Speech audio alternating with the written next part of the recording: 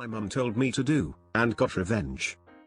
Disclaimer: this story is not meant to belittle single mothers nor people with mental illness, and yes, I do love my mom, but this was a story about how things can come back to bite you.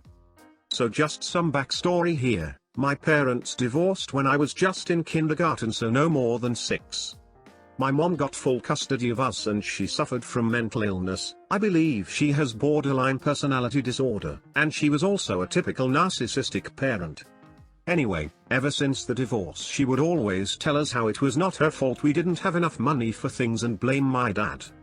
Example: if there was nothing to eat for breakfast and we complained like small children do when they were hungry, she snapped, "It's your father's fault, so cry to him."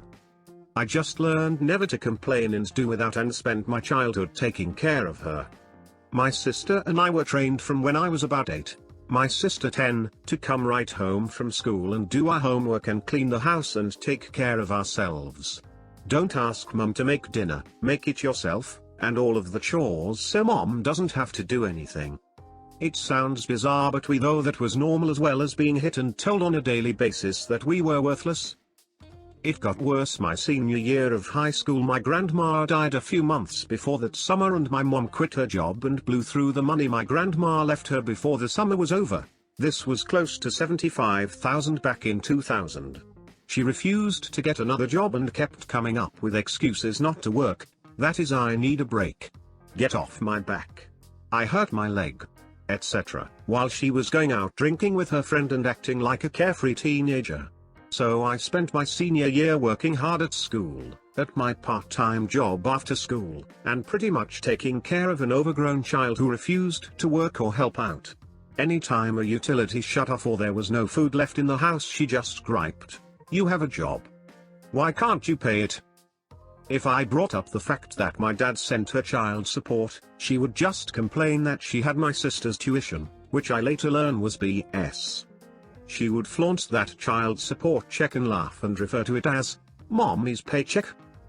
Flash forward to when I am about to choose a college and my mom keeps bellyaching about the costs and of course has zero saved in a college fund.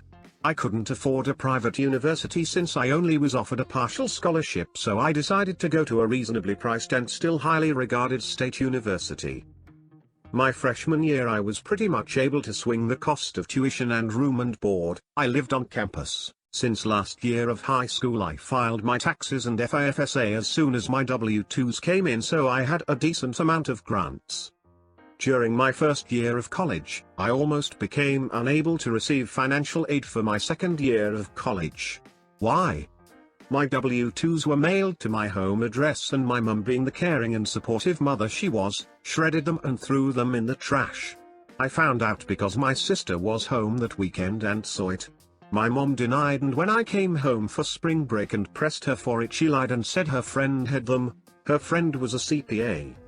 My sister called my mum out on this bluff by calling the friend who said she did not have any of our tax information. She was very concerned and told me and my sister to request duplicate W-2s and have them sent home, and she will have my mum send them over to me. My mom was pissed that we had checked with her friend and called her out on her bluff, but true to her word, her friend did my taxes for me and my FIFSA. I had offered to pay her or at least babysit for her, but she told me it was okay. I think she knew my mom was mentally unstable and felt sorry for me and my sister. At this point I learned that my mum had not been helping out my sister at all with tuition like she claimed, and my sister had mentioned it to my dad, who had called her out and demanded to know where the child support was going to. My mom insisted he wasn't paying her enough dollars and that's why she couldn't help us out. During my second year of college my W-2s were once again sent home and my mum once again accidentally threw them in trash. I had to request duplicate W-2s from my summer job not just once but twice because she kept throwing them in the trash. I filed my tax return late that year and as a result my FIFSA was filed late, so I wasn't able to get the full amount I was receiving before. Anytime I complained to her about money or no food in the house, it was, "Complain to your father." Well, the summer before my third year I was burned out on my mum's BS. I was working full-time for the summer and saving as much as I could, but she was refusing to help me out at all while I was home with food or anything. She was pissed that instead of paying the phone bill so she could make long-distance calls to her online friends and spend all day in chat rooms, this was back when we had dial-up, I had the audacity to spend my hard-earned money on a cell phone and pay that bill myself. She told everyone I should just drop out because I wasn't applying myself hard enough. I was in the honors program, and she would play martyr with all her friends about it's so hard when you have kids in college and they eat your out of house and home and come to you for money. At the end of the summer I had saved $1,000, but the school won't let me move into the dorm unless I paid 50% up front, which I was about $10K. I didn't know what to do as all summer the university had told me I was fine, and then on move-in day told me I couldn't move into the dorm. I called my dad in a panic and he spoke to someone who agreed to give me 24 hours. I moved in and the next day my dad showed up first thing with a coffee and a donut for me and told me not to worry, he was going to fix this once and for all. We went from office to office on campus and he co-signed a loan, which he later paid off for me, and then he paid the balance on my tuition for the loan didn't cover. He then took me out to lunch and told me the truth. My mum never helped my sister with her tuition. My sister had graduated the summer before my junior year of college. My sister later confirmed this but was not surprised my mum had lied. My dad had co-signed a loan to help my sister out, which he later paid off for her, and my sister was able to get a scholarship and do coup to pay for her last 2 years. He also advised me that my mom was not so poorly off. As part of the divorce settlement he had to pay the mortgage and property taxes on our house, and even though my sister was now out on her own he was still paying her the same amount of child support of about $2,000 a month, despite the fact that I was living on campus for 75% of the year and my mom was not giving me a dime.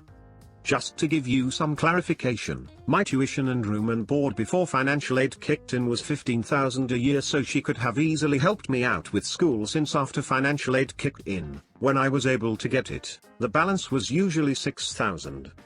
I was hurt to think my mom was just living off my child support and constantly making me feel guilty for wanting anything or for not being able to cater to her every whim. She would get pissed that I wouldn't come home on the weekends to help her clean the house that I was not living in. I thought about how bad she made me feel growing up and made me feel worthless, when in fact, had it not been for me or my sister she would have not had a roof over her head after the divorce. He asks me to grant him access to my account so he could prove my mom was not paying for college and that I was. He asked me how I would feel if he took care of college instead of paying my mom child support. Sounded good to me. He even told me I could spend my breaks at his house instead of my mom's. I called my mom and told her that my dad had taken care of the issue and she had no remorse. She told me it was my own fault for not planning my finances better and for pissing away my money all summer. I just played it dumb and said she was right, but pointed out I had done what she told me to do and complained to my dad. A month later my mum called me up pissed. My dad had spoken with the courts and there was going to be a hearing in their divorce case. My dad had proven that my mom had not been paying for mine nor my sister's tuition for college, and that was the very reason my dad was obligated to pay child support till I was done college. Since I was living on campus, it didn't make sense to pay her child support when I was not living at home most of the year and she was given me 1 penny. My dad told the judge he would gladly pay for me to finish college, but he was not going to pay my mum any more child support, no pay the mortgage on the house. If my mum didn't want to take over the mortgage, they could sell the house and I could live with him over my breaks. My mom was freaking out over this and calling me selfish. I just reminded her that my tuition must cost a lot more than what she got in child support, since she was never able to help me with costs of school. She just kept laying guilt trips on me about how I was selfish because she didn't get to go to college right after high school and how she never got to have 4 carefree years of college. I pointed out to her that she had not worked since my grandma died about 3 years ago and that I was working and going to school at that time while she got to live a carefree life. She pretty much ripped me a new one at that point. She tried to get back at my dad by not paying utilities on the house to make it seem like she needed the money. She then told me that the electric and water were now shut off, so if I wanted to come home for winter break I needed to help her out. She had moved in with her boyfriend at his condo. I just told her that I would miss her but that I would just go to my dad's for winter break. She was pissed and cried about how selfish I was for not wanting to come home for Christmas. Side note, the Christmas before my present was throwing out many of my personal belongings. Why? My mom was pissed off at me that I didn't want to come home one weekend to help her clean because to get home I had to take 2 buses, 2 trains, spend $20 one way and wait for her to hopefully remember to pick me up at the train station, which was a whole 20-minute drive for her after I had traveled for 4 to 5 hours because I had finals and I told her I would help clean for the holidays once I came home for winter break. Her response? She took all of my things, threw them in boxes and threw them out on the front lawn. Most of my things were destroyed by being left on in the rain and I away most of them. I told my mom that I would come and visit her over my winter break once she got the utilities turned on. I told my dad what was going on and he said he and my stepmom and my half-brother and sister were thrilled I was going to stay with them for winter break and he can get me a job in his office as well for winter break. He also called my mom and reminded her that the child support had not stopped, and they were going to list the house in a few months, so what was this nonsense about the utilities being shut off? She was pissed but magically came up with the money to turn them back on. That spring my dad officially by the court took over my college tuition and he even made sure I got my full financial aid since he had picked up W2S for me. My mum lost her child support and was told by the judge that she better cooperate with the sale of the house and keep up with the utility bills etc. so it would sale.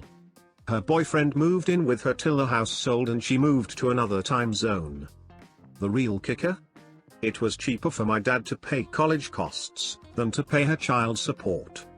To summarize, my mom abused and exploited me and I got my revenge by causing her to lose her child support and free rent by doing what she told me to do for years, complain to my father. No regrets. Edit, so many comments and upvotes. Thanks. Some of you have asked, are things better now? Depends on what you mean. I am not as close to her as I am father and stepmom whom I grew closer to after college and still close to this day, but I still have a relationship with her. We talk but I have learned not to trust her because she will let me down. That is, a couple of years ago we were supposed to meet for my birthday and she stood me up. Now I don't included her at all when I plan birthdays or holidays. And some have asked how she treated us growing up. She wasn't 100% bad but her bad moments were pretty bad. Granted, I have met a lot of people who have had it worse, so I try to remember that. After college, she was trying to pull the same pity cards she had when I was in school. This time she was trying to convince me to move from NJ to TN. She had moved before my last year of college to a different time zone and didn't even bother to tell me or my sister. She just took off. I liked the area and told her I would see if I can find a job and would consider taking her up on her offer to live in her guest room temporarily. She right away starting laying me on a guilt trip and I hung up. She then called my sister and complained about how I have a daughter that doesn't want to take care of me. My sister and I both laugh about that. She wasn't even 50, perfectly healthy and refused to work. No way was I going to move in and take care of her. She pretty much spent most of my adult life in and out of mental hospitals and trying to convince us that either we want to live with her or we want her to live with us. She moved into my grandparents' old house in Philly. They passed away years ago. Didn't keep up with the repairs and had to sell it for less than what she felt it was worth. Wound up staying in various relatives' guest rooms and coming up with excuses not to work, and finally wore at her welcome at so many people's houses that she wound up in the hospital and then in a shelter and now lives in subsidized housing. It's a cute apartment and is like a loft style, but guess what? She still complains about how bad she has it and how no one wants to take her in. Lol. Thanks again for all of the kind words, upvotes, and messages. I know I grew up in a less than perfect situation, but I always remind myself that there are many others who have had it worse. I at least had my father and my sister. And that going through something like that has taught me to be strong and to rely on myself.